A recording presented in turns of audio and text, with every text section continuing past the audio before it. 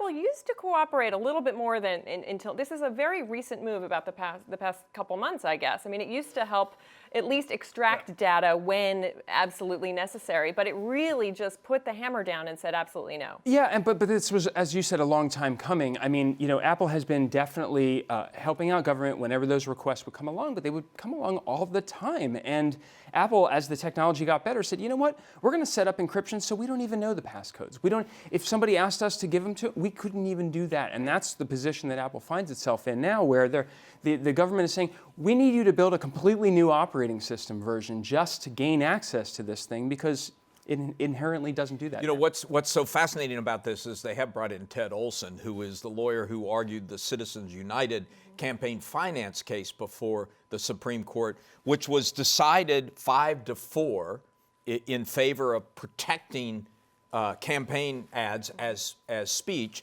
with Antonin Scalia as in the balance. Right. Now you have a court on that same issue that would be split 4-4.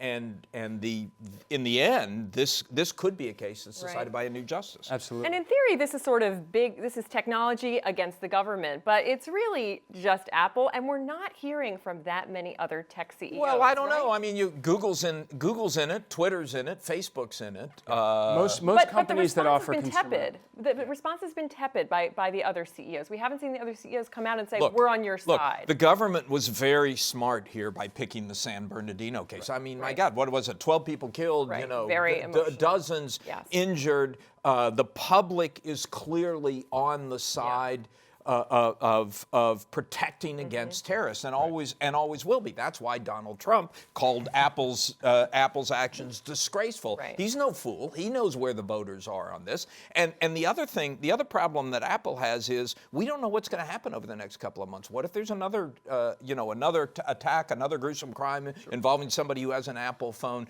I mean, circumstances can get in the way of Apple's case on this one. But he's really hung his brand on this. I mean, and one of the reasons they can, Andrew, you can speak to this. Apple's business model relies on selling products, selling devices. It does not rely on selling data. That's right. And Tim Cook has been very, very forceful about this. He thinks that the rest of the industry has lulled consumers into being okay with giving up their data. And, I mean, he has some great quotes here. Yeah. He says a couple years ago, users of internet services began to realize that when an online service is free, you're not the customer, you're the product. So you're saying that Google just isn't going to care as much about this as Apple. He's saying that they're not. Yes, that they have less. They need the access to everyone's data. But the incentive is right there. I mean, Apple's business model, as you said, is moving products, moving phones in particular.